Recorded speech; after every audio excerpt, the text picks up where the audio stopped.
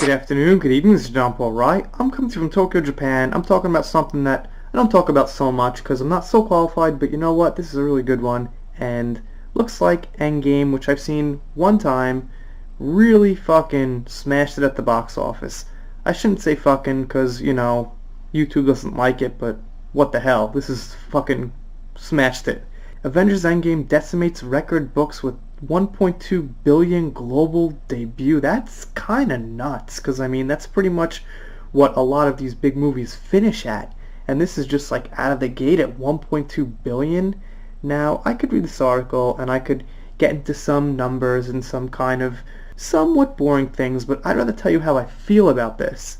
And the thing about me and my channel and similar channels is we don't like politically correct things in movies. And Endgame to me, like I said, I've only seen it one time, seemed pretty clean of that. I heard some people picked out some things where they felt there was some agenda, some political thing, but I don't think it was what really stand out. I think the movie was pretty good as far as just artistic integrity and the direction that the directors wanted it to go in. We did have Captain Marvel in the movie, but she wasn't in it that long. She had to choke out Thanos. She had to have her attitude, I'm gonna kill Thanos. But she was under control. She was fine. I don't have any big complaints about Captain Marvel in Endgame. I could just let that go. It's all good. And I just think this shows, once again, that a good movie with good characters and a good story and some heart behind it is really what's gonna smash it. Also, I do not think that The Rise of Skywalker Episode 9 is going to do as good as this movie, and that right there is coming out of a very heavy agenda-based, politically based movie franchise now. Not Star Wars in general, but the way it is now.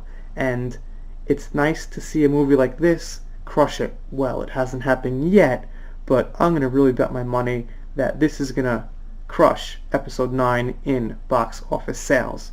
Just read a little bit. Heading into the weekend, it was a foregone conclusion that Avengers Endgame would deliver the largest opening weekend of all time, both domestically and globally, but to deliver a 3-day domestic gross totaling an estimated 350 million and a global weekend of over 1 billion was almost inconceivable. I like that they have decimates up here. It's a great word.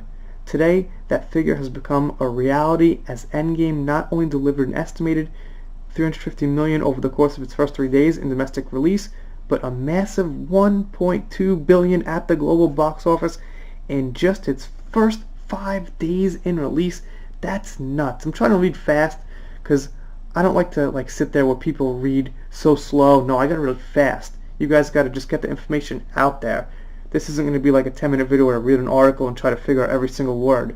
1.2 billion. That's kind of cool. So yeah, like I said, I'm not going through this whole thing, but the point I want you guys to take home from this is I just think this is a great example of a good movie that made a lot of money. I think it had its problems. I did a review. It wasn't perfect. I personally find a little bit of trouble with the humor. It's just so many jokes packed in there when I wish there was just a little more seriousness. But overall, I had a problem with Thor. I did not like Thor. Not a movie review. Just saying it's not perfect, and yet it smashed it. You guys let me know what you think down in the comments. What's your predictions for this versus episode 9? What's your predictions for where's this going to end up in total? Will it get 3 billion? Now it's looking like it might. A lot of people are saying it's not going to hit 3 billion, 2.5, 2.4. With this opening, it just might. I'm doing shout outs, special thanks, things like that. See you next time.